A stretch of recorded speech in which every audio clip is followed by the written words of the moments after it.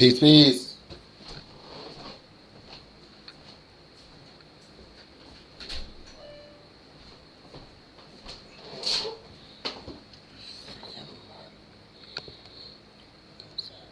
All right. Why is this thing not having me up all the way? Let me see. It's not looking like I'm all the way up. Oh, wait a minute. There we go. All right. Peace, peace, and blessings. Hakish Korami, the success scholar, Dr. Hakish Korami, the Honorable One. Hope you all are wonderful. Hope you all are having a lovely day. Lots of amazing things are happening, and so I am ready to make some real moves.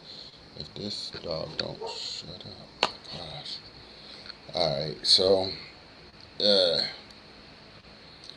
wanted to, just come on. I wanted to, just share, and make some distinctions, for instance, between Dr. Umar Johnson, for instance, and myself.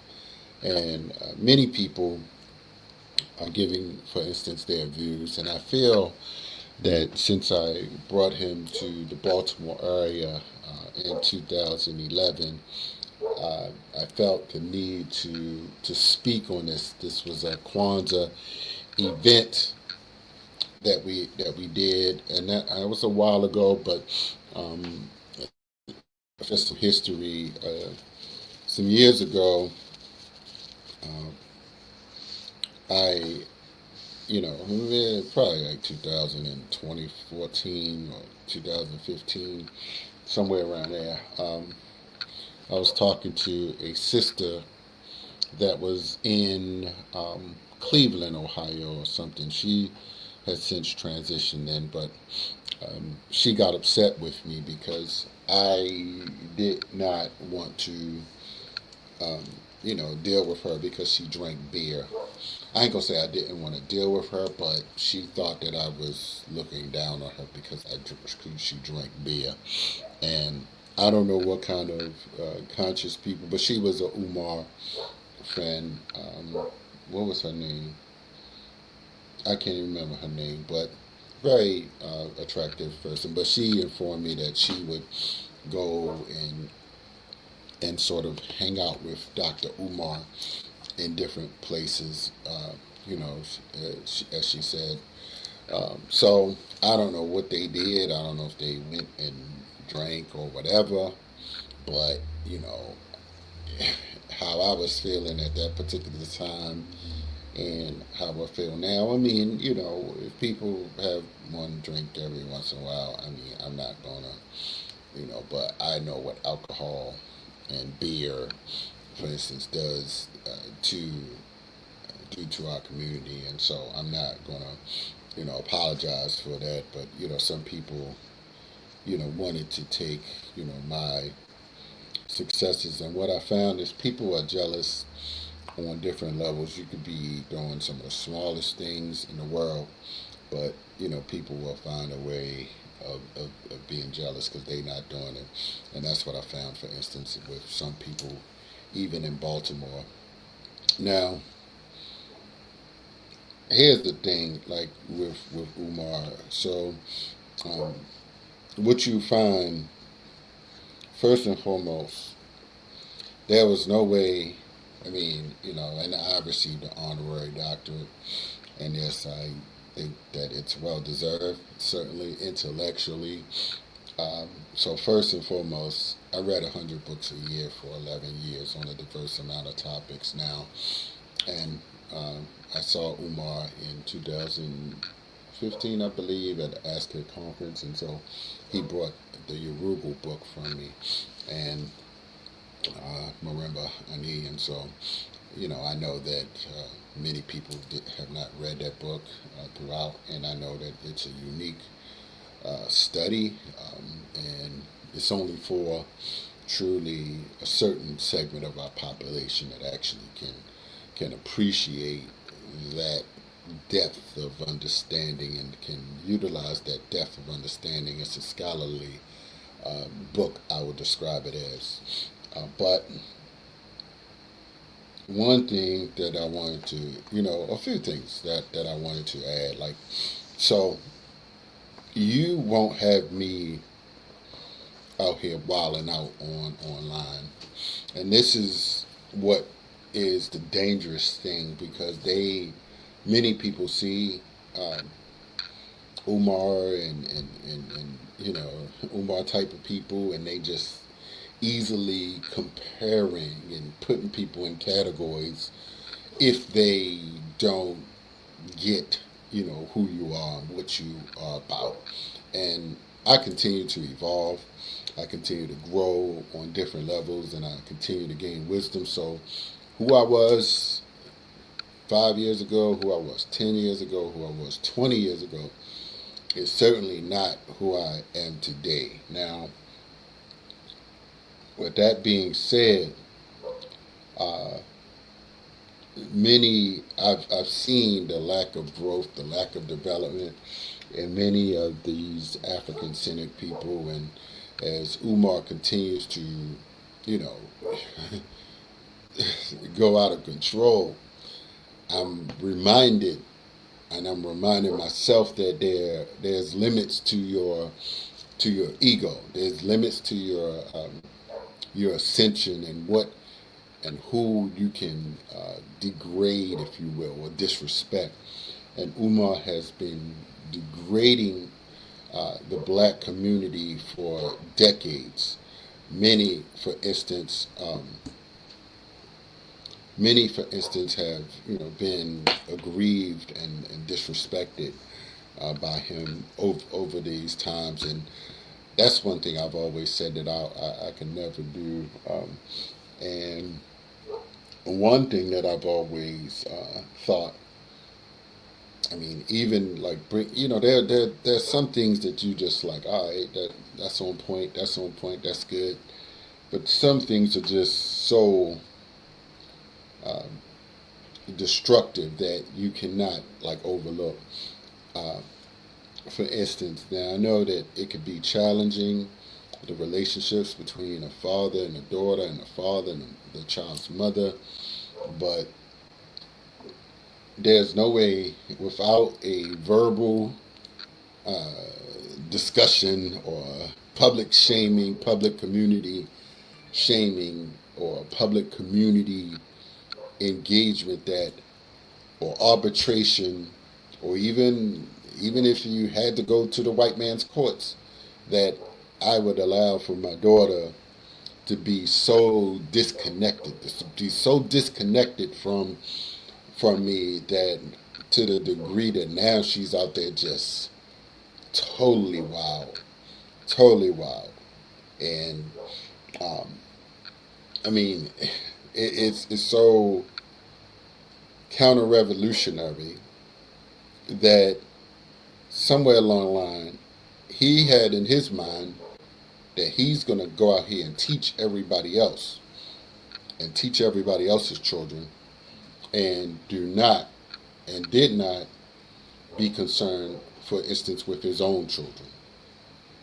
And so that's the most damaging thing that I've seen over time. One of the things, and so that's one thing that the difference, how I would would have proceeded, because understanding you can control generally yourself on some levels, you generally control your children on some levels, and yes, there are some dynamics with the quality of your mate, and this is why mate selection and childbearing is a top priority, and you shouldn't just be creating a child, planting your seeds with just anyone, right?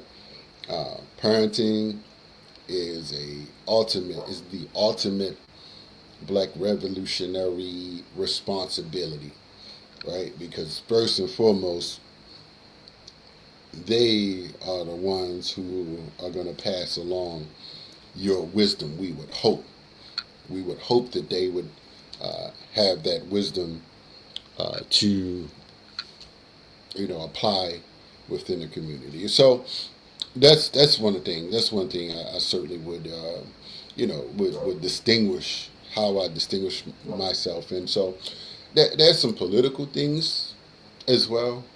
For instance, there's no way, for instance, that if I'm a Prince of Pan Africanism in 2022,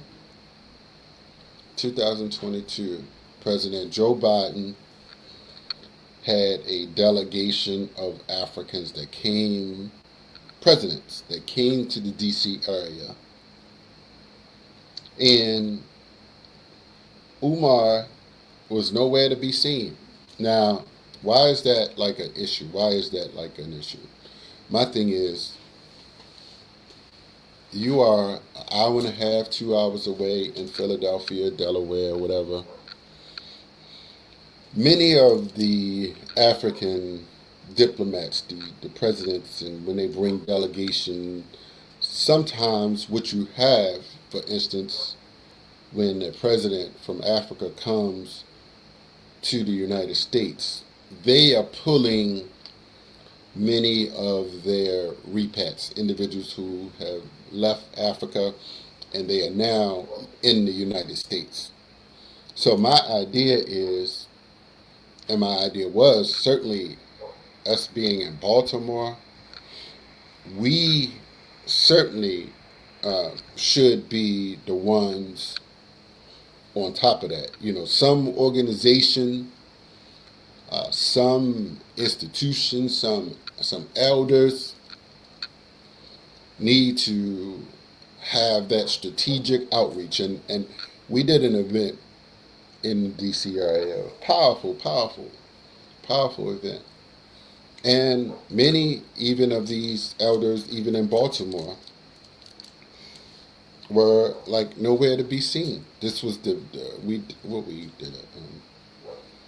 It was a Pan-African, discussion. That's where we met the Kingdom of Kush. And yes, I was present. And sometimes when you are a resource to your community, you are the asset, right?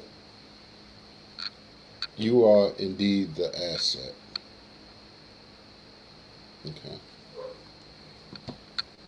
So that's one thing I thought. Like, if you are the Pan-Africanist, the Prince of Pan-Africanism, even if, I'm not saying you have to meet with the presidents of Africa, but they have their cultural ambassadors, etc. Even some activists who may be in DC to network. Now, the challenge is that Umar doesn't respect other intelligent black men that have a little bit of success going on, that are confident, accomplished on some level, and are well-rounded enough to say, well, look, I may not be as, I guess, popular, for instance, as Umar, but certainly, I have the roundedness, if you will, to be confident to offer some critiques, and there are many critiques to be had. Like, for instance, there's no way that I'm gonna say to a sister, thank you for giving me $10. Next time, make it 20. Next time, make it 20. Telling somebody, next time, make it 20. And then the other end of that, maybe, sometime around the same time, something to the effect that trifling ass black people only gave me $250,000. You give me, wait a minute. What did he say? Hold on. He said, you give me $250,000 and you think that you done? You ain't done. You better give me some more money and some more money. So, here's the thing. Who in the hell are you talking to? Who are you? Who you think you are? And why are black people so have such low self-esteem that they will allow for someone to disrespect them? And this is why, the miseducation of the PhD Negroes allow for black people to just take their word as gospel. We've taken this. What's the term that the sister used? Sociopath, not sociopath, narcissistic disorder. Sister Mello, we did a discussion about narcissistic personality disorder. That's the term. And she got out the the MSN, not the MSN, what is it? The manual of, with DSM-5, and just read, she wasn't saying she sat down with Umar on some levels, but she just observed the behavior, right? And I'm just gonna, just articulate some key points. And I was sort of done then. Now, not just the disrespect, talking about you better give me some more money or some more money. Like, that's not how you ask people for money. That's not how you ask your community for support. Like, you might as well tell them, you might as well said, y'all ain't leaving here, shut the door, y'all ain't leaving here until y'all give me everything you have.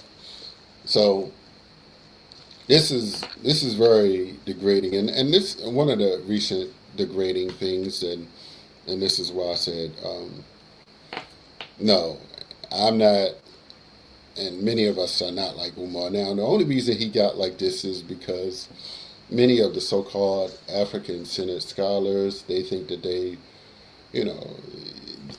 they're talking about people. They don't want to talk about people. Well, sometimes you have to critique certain things because there's a lot of unlearned people out here, but not many now, because it's people have totally, I believe, have become awakened to the reality of the disrespect shown, but also that the business folly of that this school goal is not feasible, it's not practical, it's not built upon reality.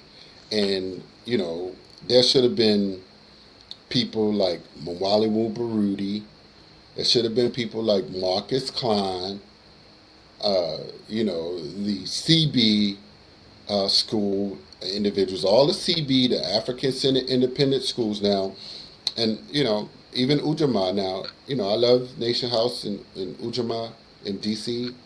I am perhaps one of the only ones in the Baltimore area that have supported them at a particular time. Not like a whole lot, but strategically over the years. And, and I just don't see anybody from Baltimore, doing things like that on that level. And so that's why, in some states, D.C. to Baltimore, like, that's like a drive down the road. So, but, Baltimore, D.C., we have these different little cultural kind of cliquish thing, almost like New York. New York folks, they don't go out of New York literally for nothing. Like, they don't go out, some of them don't go out of their boroughs if they don't have to. They think the world evolves around them, and they not going. They think that they have the knowledge or whatever.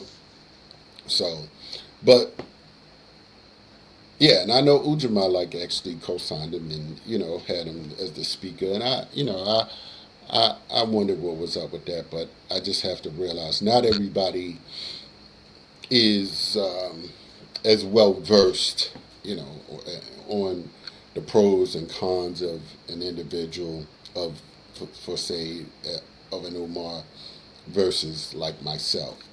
Now, here's the thing.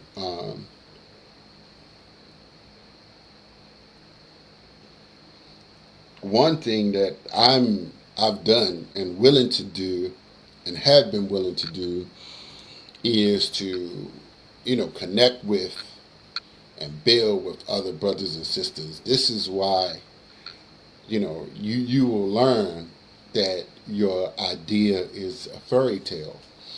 If you go to places like a CB conference, or even, for instance, a power networking conference, or you go to some real estate conferences. I even went to a conference, a weekend thing about buying hotels.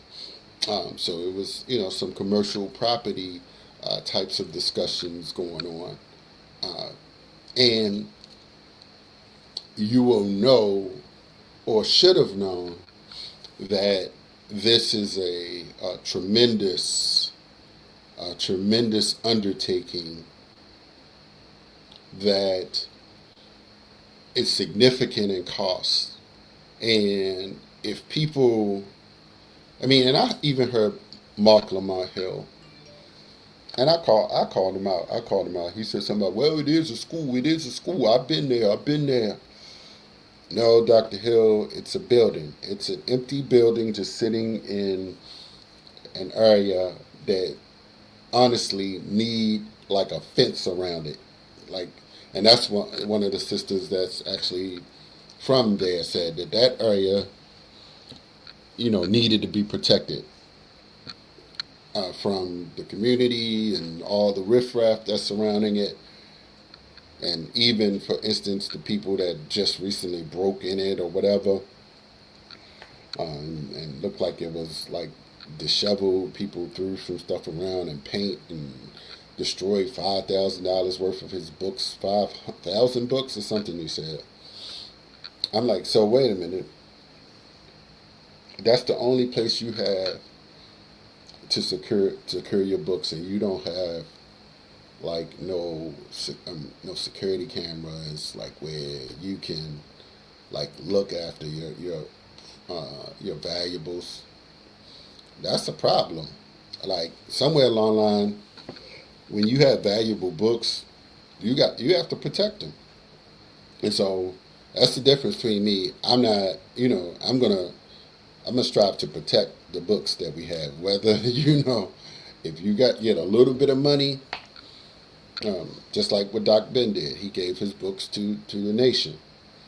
Some people question that, but that somewhere along the line they have the institutional power and appreciation. He could have gave it to a black church that, if they appreciate it and have some money. I don't know. It's like, who do you give, like black books to like that? So that's one thing. I would have, certainly protected the books that they have. So it's just so much that I could say. I just wanted to, distinguish, because people are trying to put people in different boxes. They see you showing up at different events, and I wanted to be clear, for instance, to the, Baltimore, even the Pan-Africanist community, because many of you will see people and they say, yeah, he think he all of that. He think he all of that. Well, not in your context. Not in your context. I am all that in different ways, and I manifest those all of that in a very unique and special way. But and let me just clarify that as well. Another thing, that I do, and certainly I could find time to sit and talk on YouTube and pontificate and put out good sounding theories that's not based on reality. Umar doesn't show up in political spaces, not locally, not statewide in Pennsylvania, not for the Congressional Black Caucus, not the United Nations, not the African Union. Like, you just going off of your own ideas. You don't sit with a round table of scholars and say, let me just listen to what y'all have to say. what do y'all think about A, B, and C? This is why they have peer review, before you can be published on different levels. You have to be peer reviews for certain journals. Like, this is why, you don't see Umar in certain journals. Like, I don't know, the ASCAC, there's different ones. I got one that just got about childhood. Like, I don't see, you don't reach out to any of these people. This is how you build your loyal allies. Like, not just YouTube people. Because YouTube people haven't gone through a rigorous, detailed study. They haven't shown up at and listened to different scholars over the years. They're just YouTube. They're not reading books. And many aren't looking at the damage that you're doing versus, and I'll give you this example. There was this brother, and this is one of my points, and he said that I was jealous. He said that I was jealous, and this is somebody that many of you all look up to. Many of the so-called six diaspora individuals out here in Baltimore, and that's why I was like, you know what? I'm sort of done with that. I'm done with y'all. Y'all ain't moving forward. Y'all can't even think right. If y'all don't even know that Umar needs to be called out about some of these things, and then you got a clown, a clout chaser that comes on my post and say that I'm jealous of Umar. I'm like, man, you ignorant. I'm like, so now I just got to diss all of you joker Pan-Africanists. Because, I'm just making it happen. For real. I'm just showing up and, building and ensuring that I'm sustainable. I'm not begging for money. I appreciate it. So hit the Cash App, hit the Cash App. Maybe I need to learn that from Umar just to get the ignorant people just give me money so I won't have to work. I guess, I don't know.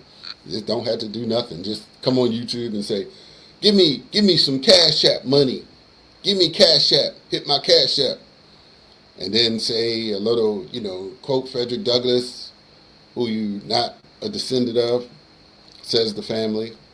And yes, I was just with the Frederick Douglass family. As many of you know, you can look it up. You can look it up, go to Westmore's website. And so I'm simply saying that I had to do this because some of you lack well-roundedness. And I feel that I have to, and I ain't going to call out this brother's name, but he's not very bright. He's not very bright. He's falling off. Something is going on. He's not very bright, and I'm not falling off with you. I'll let you all go first before I waste my time with you anymore. You're falling off, and you're not very bright. And now, instead of me taking you sort of with me, I have to sort of come online, create my own events, organize my own, strategies and platforms, and to make things happen, right?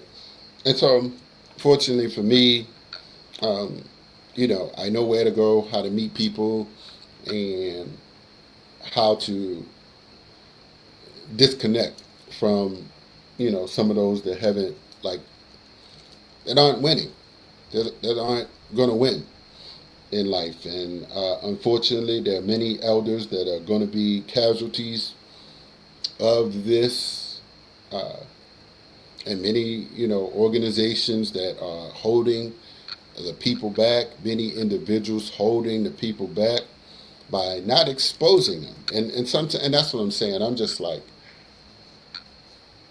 man, the work done. And I just posted something. Oh, let me just add this. I just posted something about the Diaspora Day on the Hill. And that's coming up next September 16th. I will already be over there for another event that's happening in the evening. So hope to get there early. And then the next day I'm going up to New York, so I'm gonna have to figure how I'm gonna do all of that. So maybe stay like halfway up in Philly, somewhere past coming to Jersey or something, and then get up in the morning and make it to this other conference. But we have to be able to raise up, and even if we aren't able to intellectually, you know, be confident in our own achievements, we have to stand up as dignified men, right? And so that's what this is. That's what this is. This is distinguishing, the movement, the true movement, the real work versus YouTube and the YouTubians. Because that's basically what Umar is. And this is why you will not see him, for instance, even at Invest Festing. I know they, kind of perpetrators and, sort of hyping and trying to be European with, buying these European fashions, et cetera, trying to look like they just got out of the lifestyles of the rich and famous and, all that. And I do recognize that sometimes you have to create like a certain image in order to make money, but that, perpetrating like you flexing and flaunting, that don't free the people that need to get freed.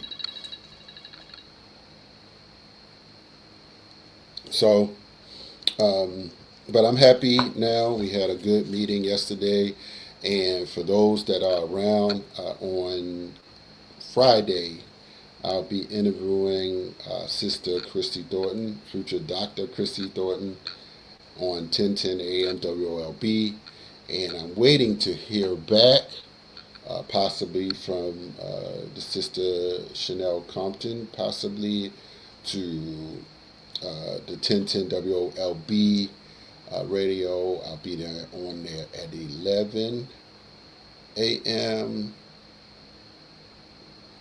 So progress is being made. I'm just trying to see if she's confirmed yet, but progress is being made on every level, y'all. So just stay connected. Do like, share, and subscribe to the Success Scholar, and we have to continue to move forward. One more thing. I don't know how much time I said I was going to do here for this, but when you continue to allow for these individuals who, have manipulated our community, you are a co-conspirator. You are a co-conspirator in the madness. And so I just wanted to say that for those who know better and want to do better, do stay connected to me, because many of these individuals don't have the unique awareness and knowledge and depth of understanding to be able to just do practical things. Like, there's a lot of theory, and I'll give an example. For instance, and shout out, I was yesterday after there's a meeting in Annapolis. I met Senator Shirley Nathan Pulliam was there, and you don't see Umar like kind of showing up in places like this, and it's embarrassing, and I think it keeps people dumb, because you have to lead by example, and you're not going to always be the HNIC. You're not going to always be the one speaking. He gives events that he's the only one speaking. Like, you don't know nobody that you feel are talented and a good intellectual that you can create a platform for. It's only you. So we have to watch out for these people that can't share. Like little kids, they don't want to share anything with nobody. They don't think nobody has any knowledge or any depth. And I told you, I read 100 books a year for 11 years. Many true scholars, the Amos Wilsons, Jawanza Kunjufus, the Claude Andersons, the Naeem Akbars, Hakeem Edebudi, like when you read 100 books a year for 11 years, you get like mature. You get true maturity, and you know that. I mean, I just think about it like, I mean, I didn't hear this. Like, don't embarrass your family, and I don't know. It might not be embarrassing to some people, family, but you know, the SETI thing, that was like embarrassing. Yelling, cussing people out, threatening to pull up on people. You're a principal. Who wants their children in and around somebody that's online talking about pulling up on somebody? No one. Like, be what you are. Like, if you are a nerd, scholar, goofy, you know, scholar, like, be that, but don't pretend like you want to be a thug. And for some time, he has perpetrated and acted like a thug. Yeah, talking about pulling up on people. We gonna pull up on this person's ASS. We gonna pull up. We gonna pull up. We coming for you.